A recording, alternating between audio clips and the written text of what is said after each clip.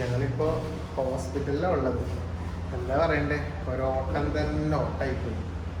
വല്ലാത്തൊരു ദിവസം ശരിക്കും പറഞ്ഞു. മുമ്പ് ഇതുപോലൊരു ദിവസം ഉണ്ടായിട്ട് വീണ്ടും ഇങ്ങനത്തെ ഒരു ദിവസം ഉണ്ടാവരുത് എന്ന് ആഗ്രഹിച്ചതാണ്. എന്നാൽ അതുപോലെ തന്നെ ഒരു ദിവസം ഞങ്ങളാണെങ്കിൽ ഉണ്ടായിട്ടുമില്ല. അവിടെ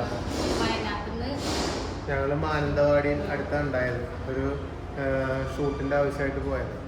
അതുകൊണ്ട് പെട്ടെന്ന് അച്ഛൻ വിളിക്കുന്നു, ഫോണ് കട്ടാവുന്നു. അത് കഴിഞ്ഞ് പിന്നെയും ശരി, പിന്നെ ഫോണ് കട്ടായി. അങ്ങോട്ട് തിരിച്ചു വിളിച്ചിട്ടും കിട്ടുന്നില്ല. പിന്നെ വിളിച്ചു നോക്കുമ്പോൾ ആംബുലൻസിൻ്റെ ശബ്ദവും ഒച്ചപ്പാടും ബഹളമൊക്കെയാണ് കേൾക്കുന്നത്.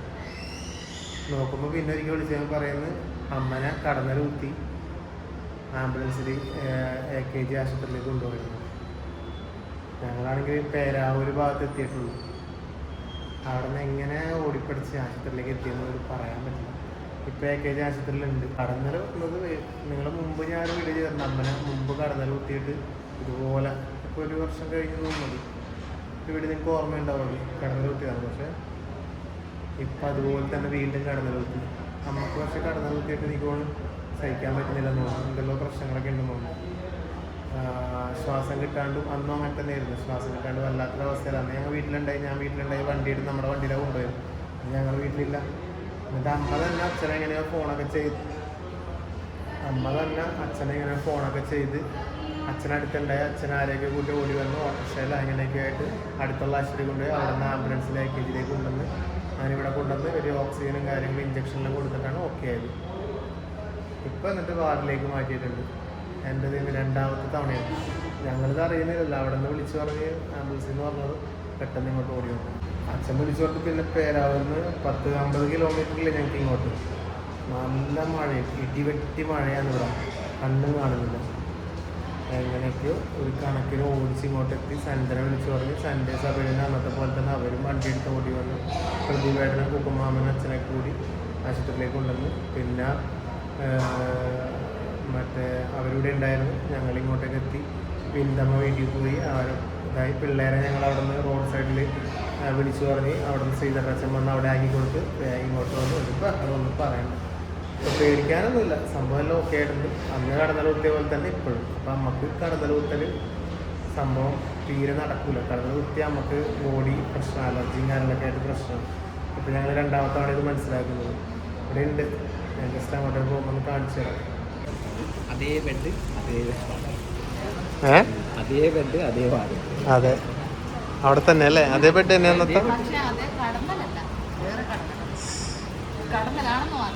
അന്നത്തെ കടന്നലിന് ഞാൻ കൊന്നതാ. ഇപ്പൊ കഞ്ഞിയെ കുടിച്ച് ഇവിടെ സെറ്റാണ്. കുഴപ്പമൊന്നുമില്ല.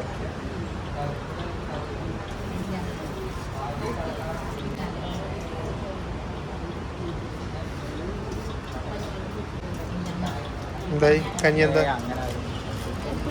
കുടിക്ക്.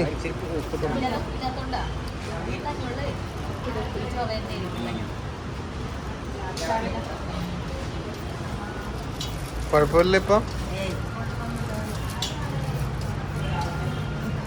ഒരു കപ്പങ്ങ ഇടാൻ വേണ്ടി പോയതാ. കപ്പങ്ങ അതെ. ആംബുലൻസിൽ നിന്നുള്ള അച്ഛൻ്റെ വിളിയാ ഞാൻ കേൾക്കുന്നത്. എന്താ ചെയ്യാ?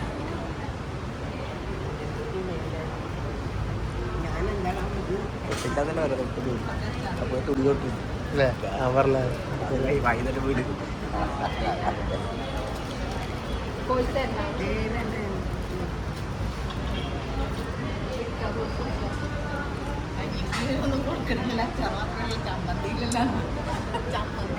എന്തൊരു കഷ്ടം.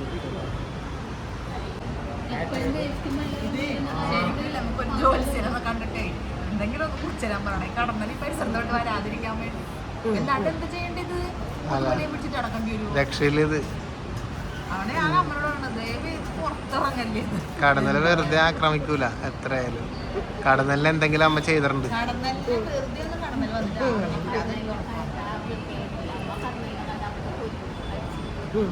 എന്താ ചെയ്തിന്? നമ്മ കടന്നല കാണപ്പോ എന്താ ചെയ്തിന്? വെറുതെ അല്ല. പിടിച്ചിങ്ങനെ നടന്ന് പുറത്ത് കഴിഞ്ഞപ്പോഴാണ് കപ്പങ്ങ കുളിക്കും. കപ്പങ്ങ മരം കുളിക്കില്ലേ?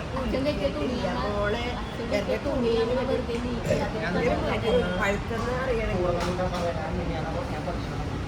അല്ല, അച്ഛനിടക്കിടക്ക് അത് ചെക്ക് ചെയ്യുന്നുണ്ട്. പിന്നെ അത് പോരാണ്ട് അച്ഛനില്ലാത്ത സമയം നോക്കി ചെക്ക് ചെയ്യാൻ ആർക്കാണ് കപ്പങ്ങയെല്ലാം ഭ്രാന്ത് കാട്ടിലേക്ക് കപ്പങ്ങ മരം പറിക്കാൻ പോകും.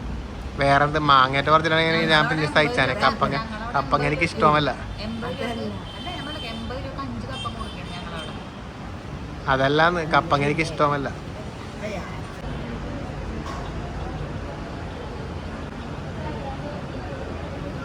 ഇപ്പൊ എന്ത് ഇഞ്ചക്ഷൻ അടിച്ചാൽ ചോദിച്ചില്ല. ആ ഇഞ്ചക്ഷൻ അവിടെ കേറേണ്ട നേരം ആയിട്ടില്ല. അത് വെച്ചിട്ട് സൂചി എടുക്കുമ്പോഴേക്കും അമ്മ ഇങ്ങനെ ഞെരിപിടി ഇങ്ങനെ കൊള്ളുന്നു. ഞാനിതിലൊക്കെ അലർജീന്റെ ആന്റിബയോട്ടിക് ഇപ്പൊ അത് വേണ്ടാന്ന് പറഞ്ഞിട്ടുണ്ട്.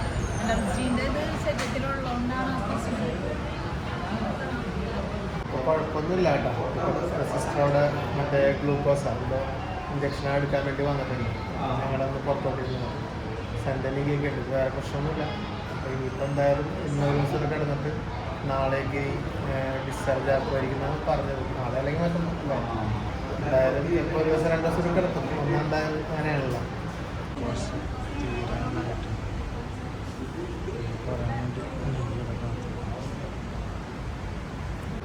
ഞങ്ങളങ്ങനെ ഇവിടെ ഇരിക്കുകയാണ്. 347 വാർഡ്.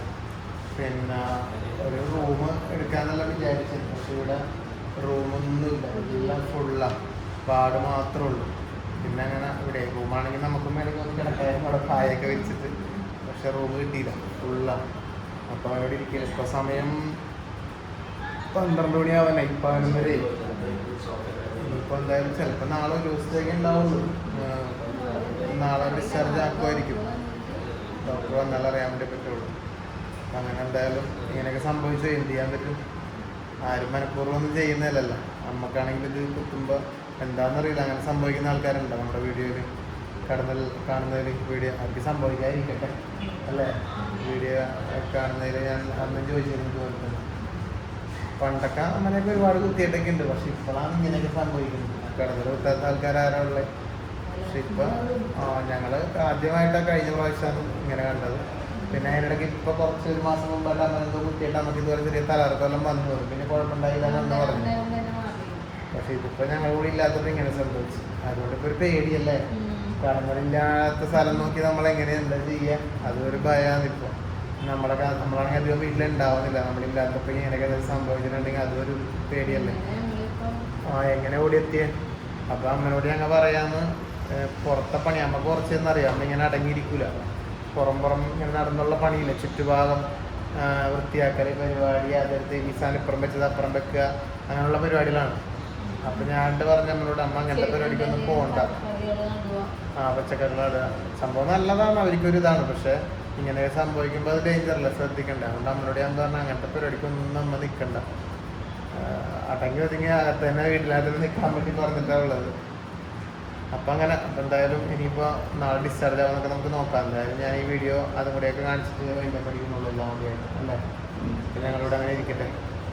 എന്തോരം പേരിങ്ങനെ അല്ലേ? ശരിക്കും പറഞ്ഞാൽ നമ്മൾ ആശുപത്രികളിലൊക്കെ നമ്മൾ ഇരിക്കുമ്പോഴാണ് നമ്മൾ മനസ്സിലാക്കുന്നത് ഒരുപാട് ആൾക്കാർ ഇങ്ങനെ ഹോസ്പിറ്റലുകളിൽ പല പല ആവശ്യങ്ങൾക്കായിട്ട്, അതായത് അസുഖങ്ങൾ കൊണ്ട് ഇങ്ങനെ ബുദ്ധിമുട്ടി കാത്തിരിക്കുന്നവരും അല്ലേ, അസുഖങ്ങളായിട്ട് നിൽക്കുന്നവരും അവരുടെ കൂടെ നിൽക്കുന്നവരും, അങ്ങനെ ഒരുപാട് ആൾക്കാരുണ്ടാവും. നമ്മൾ തന്നെ ഇവിടെ ഇപ്പോൾ നിൽക്കുമ്പോൾ തന്നെ ഇതുവരെ ആൾക്കാരല്ലേ, അങ്ങനെ ഓരോ ICUവിൻ്റെ മുമ്പിലും ഓപ്പറേഷൻ തിയേറ്ററിൻ്റെ മുമ്പിലും അങ്ങനെയായിട്ട്.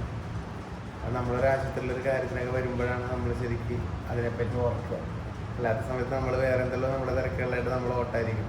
പക്ഷെ നമ്മളെന്തെങ്കിലും ആവശ്യങ്ങളൊക്കെ ആയിട്ട് ആശുപത്രിയിൽ വരുമ്പോൾ നമ്മൾ ആലോചിക്കും, അയ്യോ ഇങ്ങനെ ഒരുപാട് ആൾക്കാർ നിൽക്കുന്നുണ്ടല്ലേ.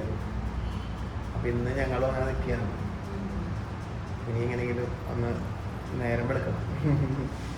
അങ്ങനെ ശരിക്കും പറഞ്ഞാൽ ഞങ്ങളിവിടെ ഇരുന്നിരുന്ന് നേരം ഇപ്പോൾ 7-7:30 ആവാനായി ഏട്ടാ. ചായ പോയിട്ടുണ്ട് അങ്ങോട്ട്.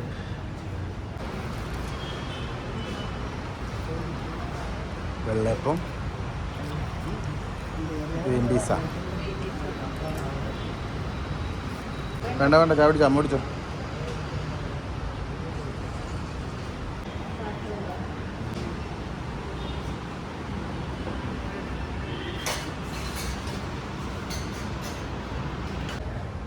അച്ഛൻ വന്നിട്ടുണ്ട്. അപ്പോൾ അതുകൊണ്ട് പിന്നെ നമ്മളെന്തായാലും ഇങ്ങോട്ട് ഇറങ്ങാമെന്ന് വിചാരിച്ചു. വീട്ടിൽ പോയിട്ട് പിള്ളേരെയൊക്കെ ഒന്ന് ഇന്നലെ അവിടെ ആക്കിയതല്ലേ, എന്നിട്ട് പോയി ഒന്ന് മാറ്റിയിട്ട് വരാമെന്ന് വിചാരിച്ചു. സൺഡേ പോയി അവിടെ ചോറൊക്കെ ആക്കിയിട്ട് ഇങ്ങോട്ട് വരുന്നത്. അപ്പോൾ നമ്മളൊന്ന് പോയിട്ട് മാറ്റിയിട്ടെല്ലാം തിരിച്ചു വരാമെന്ന് വിചാരിച്ചു.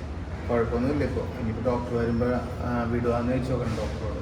ഡിസ്ചാർജ് ആക്കുന്നുണ്ടെങ്കിൽ ഒരു ദിവസം ജസ്റ്റ് അങ്ങനെ ഒബ്സർവേഷനിൽ വെച്ചതല്ലേ, അപ്പോൾ ആക്കുന്നുണ്ടെങ്കിൽ നമുക്ക് തിരിച്ചു വന്നിട്ട് കൂട്ടിയിട്ട് പോവുകയും ചെയ്യാം വിചാരിച്ചിട്ട്. അപ്പോൾ ഒന്ന് പോയിട്ട് വരാം.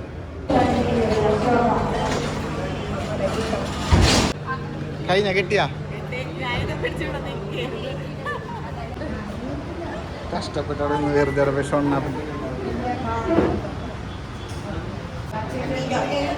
ഇന്നലെ ശരിക്കില്ല, ഞാൻ കട്ടുമേൽ വെച്ചിട്ടാണ് എല്ലാം കൂടി പിന്നെ കൊണ്ടുവന്നിട്ട് വെച്ചിട്ടാണ് പോയത്.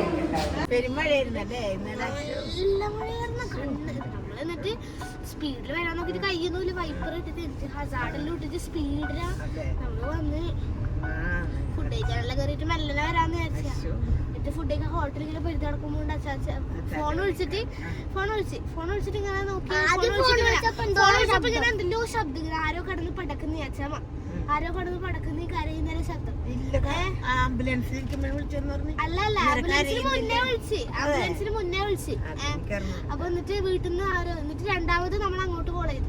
അച്ഛനെ വിളിച്ചു ചോദിച്ചപ്പോ അച്ഛൻ പറഞ്ഞു മോനെ അമ്മേനെ കടന്നിൽ കുത്തിയിട്ടുണ്ട്, ഹോസ്പിറ്റലിൽ പോകണ്ടേന്ന് ചോദിച്ചു. അപ്പൊ അച്ഛന് പിന്നെ പോവാണ്ട് വേഗം പോവാൻ ടെൻഷനായി. സ്പീഡ് വീടെത്തി.